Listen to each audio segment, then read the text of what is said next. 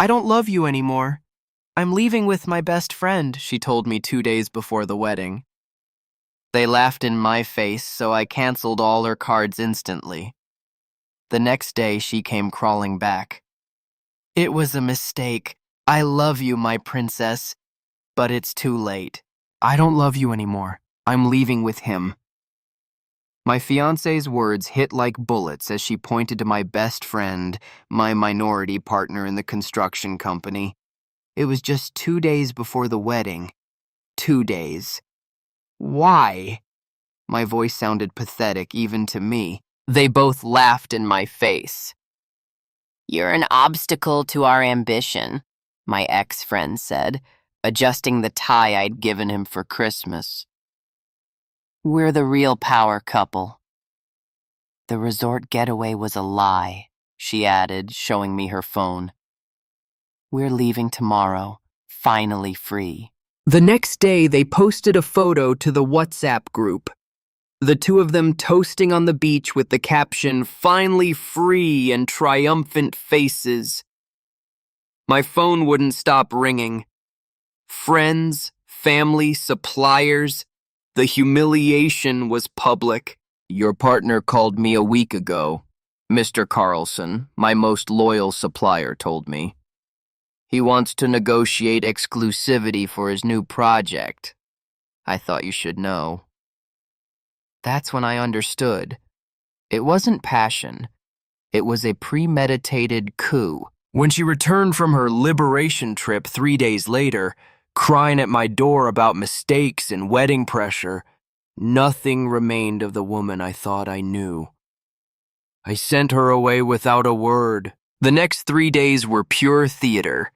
I let my sister bring me food, my mother call me crying, and the neighbors see me in my pajamas picking up the mail. The entire town had to believe I was utterly devastated. But in my office with the blinds drawn, it was a different story. My first move was to access the company's servers. My dear ex-partner had forgotten that I set up the entire system. Every file, every folder, every click was recorded. And there it was. He had copied everything. The blueprints for my last 5 projects, the complete client list with their purchase histories, supplier contacts with our negotiated prices, and worst of all, the complete source code for my logistics management software. 24 hours of my work, stolen in just 10 minutes. But there was more. In the financial records, I found the charge that confirmed my suspicions. $4,500 on the corporate credit card, labeled Deposit Materials for North Warehouse Project. The date was 3 days before their betrayal. My romantic rival's trip? I had paid for it. I immediately called the bank. I want to report fraud. My ex-partner used the company card without authorization for personal expenses. Do you have proof of unauthorized use? I have complete records and witnesses who saw them go on vacation the same day the charge was made. We will proceed with the investigation, they said. The charge will be reversed in the meantime. The first domino fell 2 days later. My cousin, Charles, called me laughing. Cousin, did you know your ex and your ex-partner were stranded in Cancun? They had to call her parents to pay for the hotel. Seriously? Her brother told me, he said. They arrived at the airport with no money for return tickets. How embarrassing. I smiled for the first time in days. A small victory, but a victory nonetheless. Upon their return, their arrogance had multiplied by their humiliation.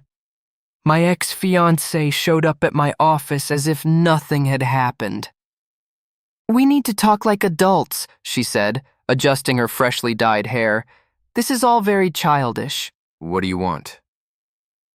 I've come to propose a civilized agreement. My new company will compete with yours, but we can maintain separate territories. Your new company? Vanguard Solutions, she said with pride. We already have an office, employees, and several contracts in progress. She handed me a business card. It was my logo with 2 lines slightly rearranged. "How interesting," I said. "And how did you finance all that so quickly?" Her smile faltered for a second. "We have private investors." "Sure." That same afternoon, I received a certified letter from Mendez and Associates, attorneys. My heart raced until I opened it. It was a lawsuit for the ownership of my family's lake house. They attached a joint investment agreement where I had supposedly ceded 60% of the property as collateral for a $200,000 loan I never received. The signature was mine, but the document was such an obvious forgery it was laughable. I immediately called Mr. Peterson, our family lawyer for 20 years. "Mr. Peterson, I need you to see something urgent." "What happened, son?" "They're trying to steal my lake house with fake documents." He laughed when I showed him. "Is this serious?" "Look, the document's date is after your birthday, but they used the signature format you had 3 years ago. Plus, the notary who supposedly certified this died 6 months ago." "What do we do?" "Nothing for now. Let them present this in court. The charge for document fraud will cost them dearly." But it didn't end there. Reviewing my bank statements, I found something that made my blood boil. $23,700 in purchases I didn't recognize. Designer office furniture, wall art, an executive oak desk. Everything was bought with the extensions of my personal cards that she had for emergencies, and all delivered to the Vanguard Solutions address. "For early wedding gifts," read the note on one of the invoices in her handwriting. That night, at dinner with my father, I told him everything. He remained silent, chewing slowly.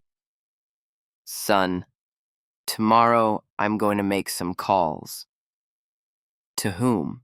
"To people who have been in the business for decades, people who respect this family.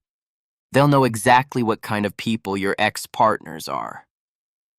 The next day, Mr. Henderson from the construction union called me. "Son, your father told me what happened. Rest assured, no one in this industry will do business with those thieves." Within a week, my entire network knew the full story. Meanwhile, I continued to monitor their movements. They had hired a junior programmer to try and modify my stolen software. For 2 weeks, I watched him connect late at night, trying to decipher the core of the code. It was impossible. The central architecture had 3 levels of encryption that only I knew. On Friday, I received an unexpected call. "Engineer, this is Miguel, the programmer from Vanguard Solutions." My heart stopped. "How did you get my number?" "Look, I need to talk to you. These guys hired me to fix some software, but I think it's stolen." "Why do you think that?" "Because your name is in the code comments everywhere." I smiled in silence. "Also," he continued, "they're pressuring me to submit client reports that are clearly not theirs. The formats, the logos, everything seems copied." "What do you need from me, Miguel?" "I want to quit, but I wanted to warn you first.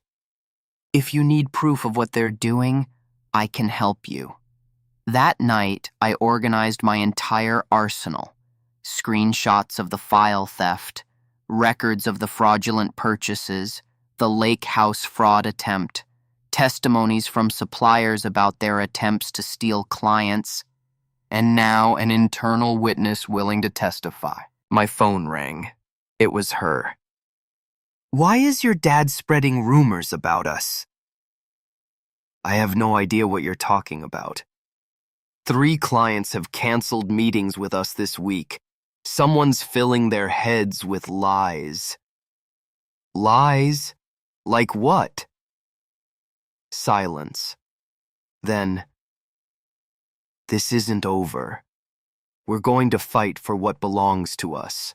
"Perfect," I said with a calm that surprised even me.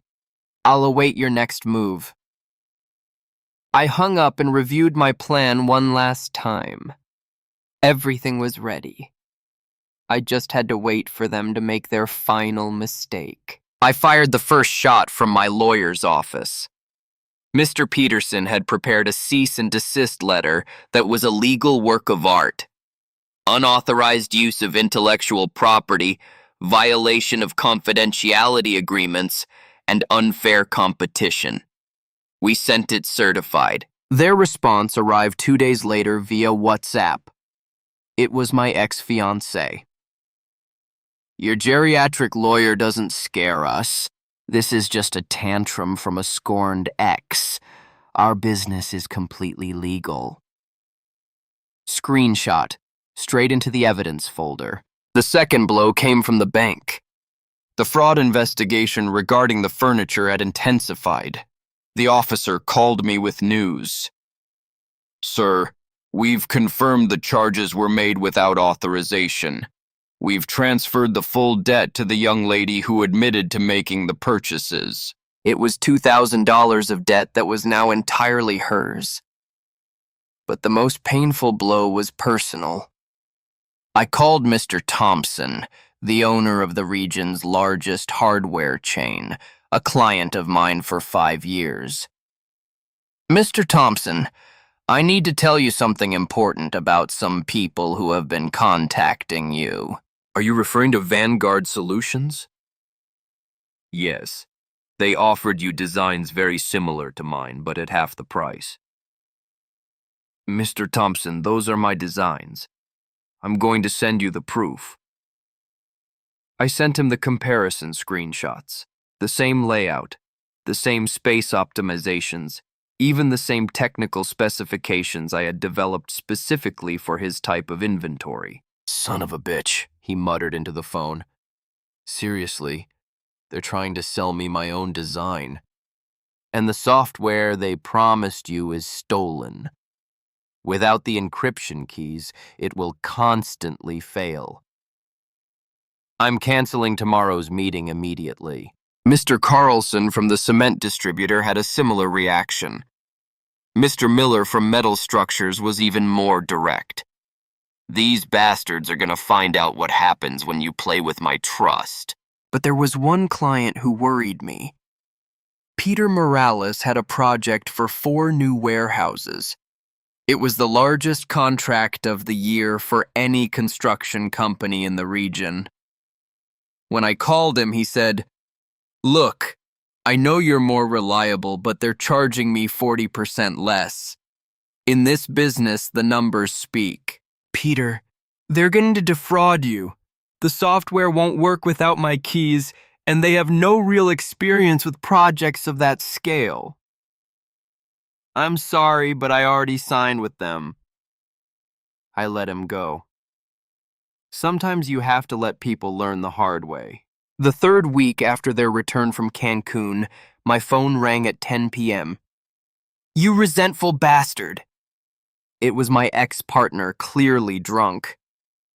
"You're sabotaging our business like a whining child." "Sabotage? I've only told my clients the truth." "Our clients, I worked on those contracts with you. As a minority partner, or as the guy sleeping with my fiancée while I worked until 3 a.m. He fell silent for a second. Then, "I'm going to sue you for defamation. I'm going to ruin your life in every possible way." "Perfect. I'm already recording this call. Keep talking." He hung up immediately. That recording went straight to the Valley Builders blog, a site read by the entire local industry. The post appeared anonymously. "Audio reveals threats from new construction partner." In 2 days, it had 200 plays and 12 comments from people who knew my ex-partner. None were favorable, but the hardest blow came from the bank. The fraud investigation had officially concluded in my favor. My ex-fiancé now owed the full $3,700, plus interest and penalties, totaling around $8,000. Her first reaction was to call my mother. "Mrs. Rodriguez, it's me, your daughter-in-law. Well, ex-daughter-in-law." Her voice sounded broken. "I need you to talk to your son. This has gotten out of control." My mother told me everything. She says she's in debt, that the business isn't doing well, that you're pursuing her out of spite.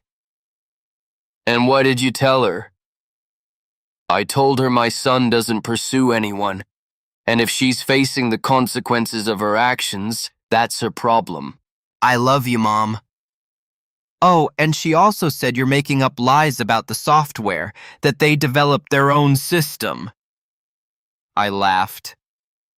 "Mom, their own system uses my stolen code. It's like someone stealing your tamale recipe and then claiming they invented it." By the 5th week, the reports I received from my industry contacts were disastrous for them. My friend who works at the material distributor told me, "They're buying third-rate cement, the cheapest rebar. Either they're defrauding clients or they're broke." "Probably both," I replied. "And the new guy they hired quit yesterday. He says they owed him 2 weeks' pay." It was Miguel, the programmer, who had contacted me. He called me that same afternoon. "Engineer, I couldn't take it anymore. They owe me $3,000, and every day they asked me to do more illegal things." "Like what?" "Falsifying progress reports for clients, saying the software was 90% done when it couldn't even start without crashing." "Do you have proof?" "I have everything. Emails, screenshots, even recordings of them yelling at me to fix the damn application already. Save all of that. It's going to be important." The 6th week arrived with my civil lawsuit, intellectual property theft, violation of confidentiality agreements, unfair competition, and specific violation of the non-compete clause my ex-partner had signed 2 years earlier. Mr. Peterson had conducted an exhaustive investigation. The clause clearly stated, in case of separation from the partnership, the minority partner agrees not to compete in the same geographical sector for a period of 3 years. "We have a strong case," he told me, "and with the evidence you've collected, it's virtually impossible for them to lose." The reaction was immediate. My ex-fiancé showed up at my house at 7 a.m. without makeup, with dark circles under her eyes. "Leo, please, can we fix this like civilized people?" "Now you want to be civilized?" "The lawsuit is for $300,000. We don't have that money." "You should have thought of that before stealing my work." "It was our work. I lived with you during that time. You lived with me. I worked." She fell silent, biting her lip. "What do you want? What do you need for you to drop the lawsuit?" "Nothing you can give me." "Leo!" Her voice broke. "The business is failing. Clients are canceling on us. The bank is pressuring us about the furniture. If we keep going like this, we're going to lose everything." That was the idea. Her face changed. For the first time in this entire nightmare, I saw something I hadn't seen before. Real fear. "You're a monster," she whispered. "No, I'm exactly what you two made me." A week later, Peter Morales called me at 6 a.m. "Leo, I need urgent help. These bastards have ruined me." "What happened?" "Their damn software sent construction materials to my mother-in-law's house instead of the job site. 40 tons of cement in her living room." I couldn't help but laugh. "It's not funny, you jerk. They're charging me $1,000 extra to move everything. Plus, the design they gave me doesn't meet city specifications. I have to start from scratch." I told you it would be a disaster. Yes, I know. I know you were right. Can you help me fix this? No. What do you mean, no? Peter, you chose to work with them, knowing they had stolen from me. Now, live with the consequences. Leo, please.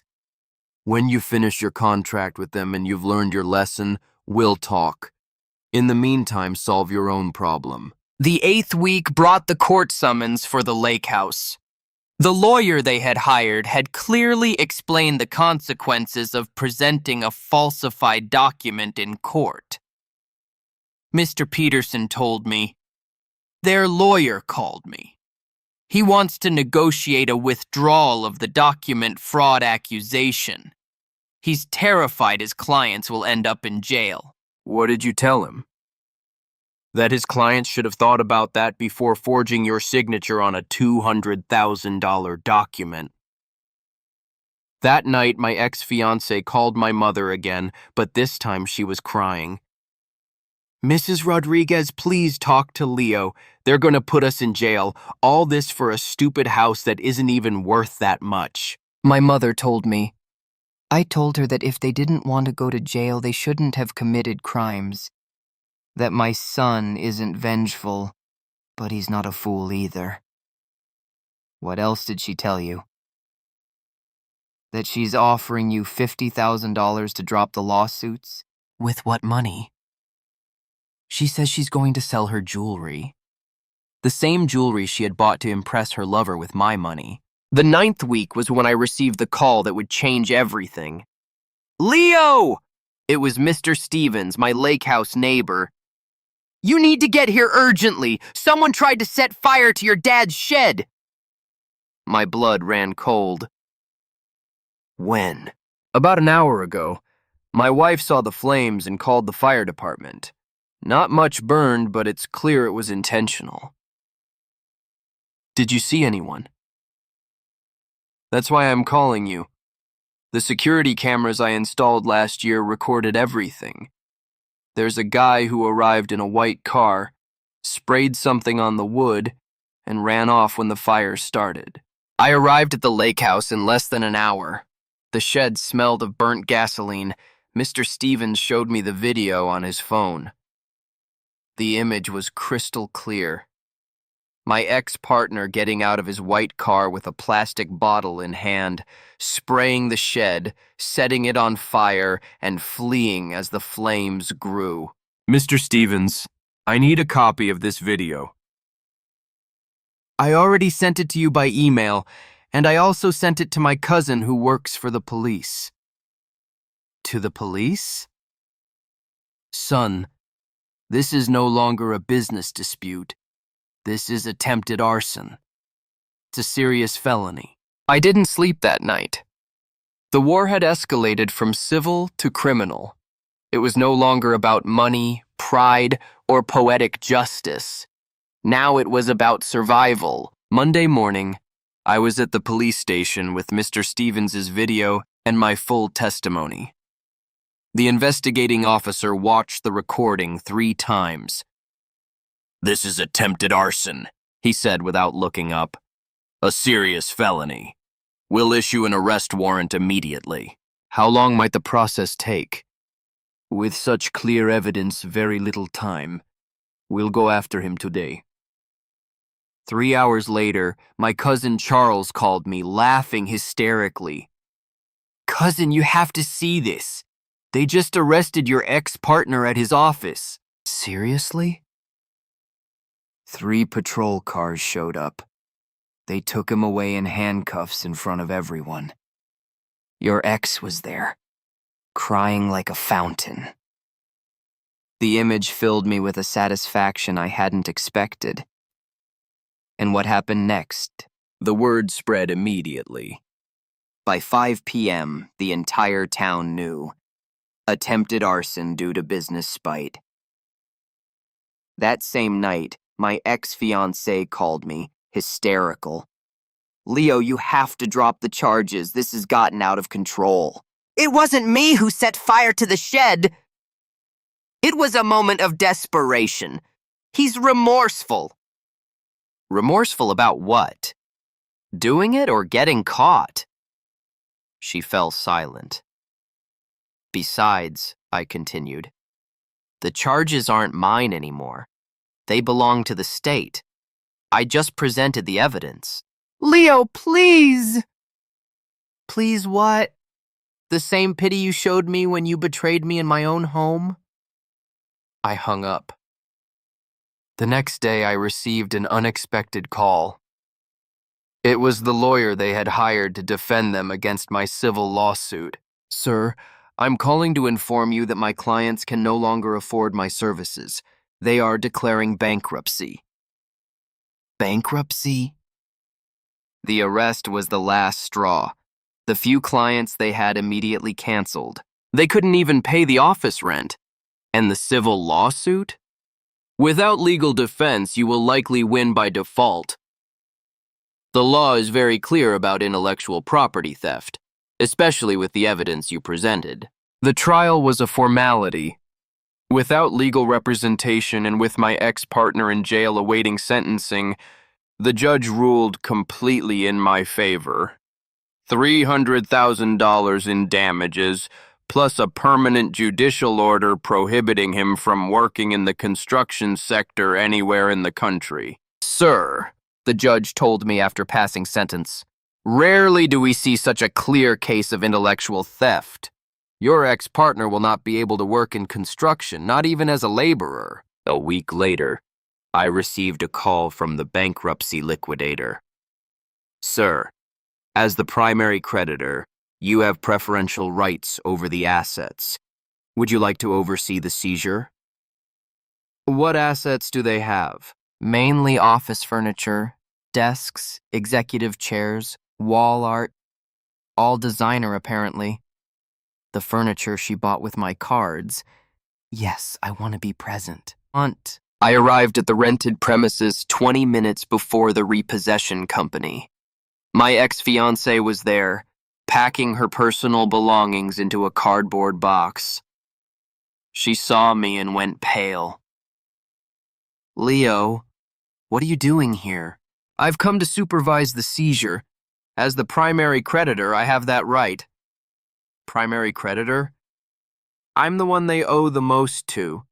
The civil lawsuit, the furniture paid for with my cards, the lost commissions from client theft. The repossession truck arrived.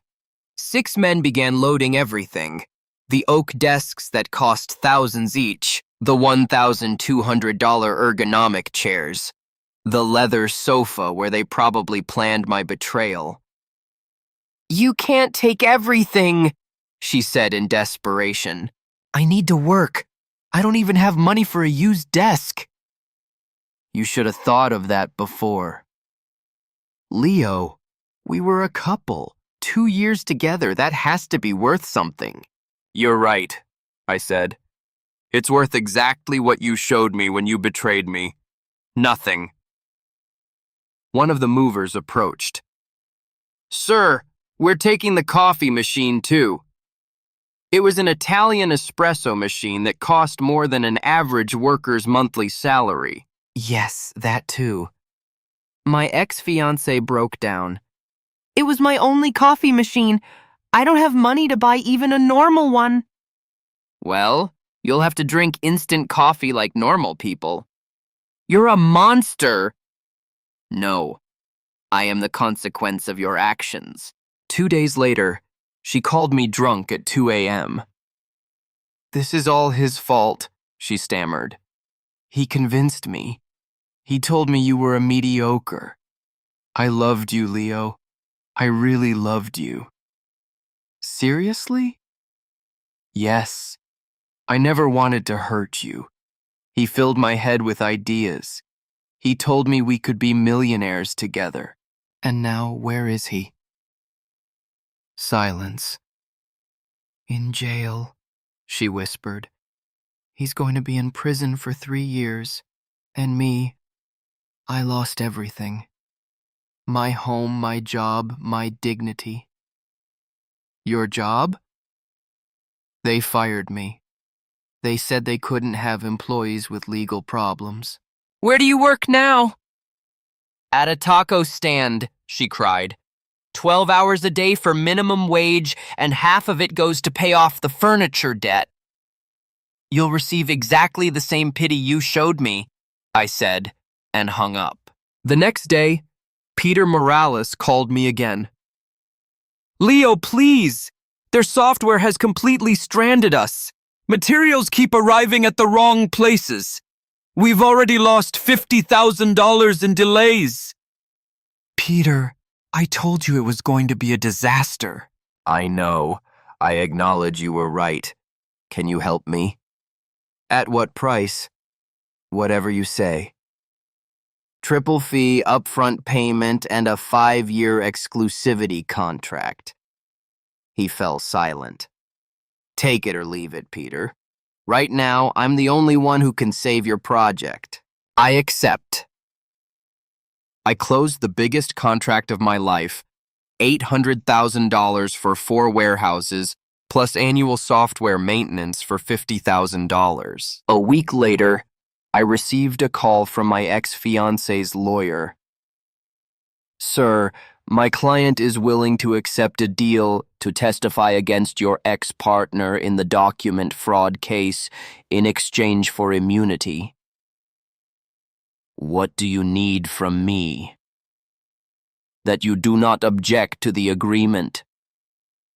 I don't object. Let her pay for her crimes. The document fraud trial was swift.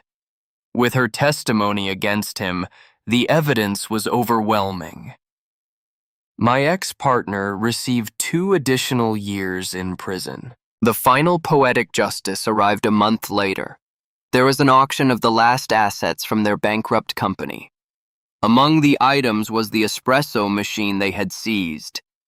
Starting bid, $200. My bid, $1. I won it. It's now in my new office, the largest office in the most prestigious commercial building in town. Every morning, as I make my coffee, I remember the cost of betraying someone who gave you everything. My ex-fiancée lives with her parents at 28, working double shifts to pay off debts that will take years to settle.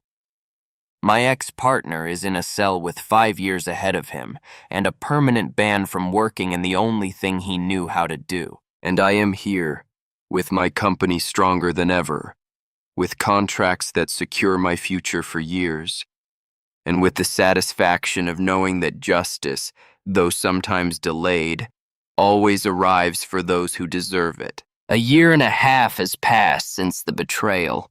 My company grew by 60%. What started as personal revenge became the biggest business opportunity of my life. I licensed my logistics management software to construction companies in 3 neighboring states. It generates more money per month than my entire previous company did in a year. Justice continued to manifest in ways I hadn't expected. My ex-partner was released from prison 2 months ago on parole. My cousin Charles told me he's working at a roadside diner. His criminal record prevents him from getting any decent job. The judicial ban on working in construction is for life. I saw my ex-fiancée once by chance while having lunch with a client. She was in a family restaurant. When our eyes met, she dropped her entire tray. Broken plates everywhere, food on the floor, a waitress yelling at her for the mess. I stood up, paid my bill, and left without saying a word. Last weekend, my family and I rebuilt the lake house shed.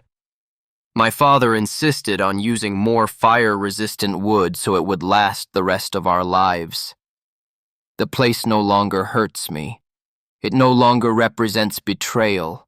It represents that we survived and became stronger. Revenge changed me, but not in the way I expected. I didn't become cruel or distrustful. I became selective. I learned that loyalty is earned and betrayal has a price some cannot pay. My father officially transferred the entire company to me. It was always yours, he told me. You just needed to realize it. A month ago, I received a letter from her father. A clumsy apology and a check for $500. It was to somehow compensate for the damage my daughter caused your family. The letter ended by saying she had lost everything and he didn't know how to help her. I tore up the check. Her redemption is not my problem. Last week, a mutual friend told me that both of them are complete social outcasts. No one wants to work with him because of his criminal record, and no one takes her seriously after what happened. They're radioactive. Yesterday, while organizing old files, I found the last photo remaining of the three of us together. It was from a New Year's Eve dinner almost 3 years ago. We were smiling as if we were family. I deleted it permanently. Now I am in my new office, peaceful. I regret nothing.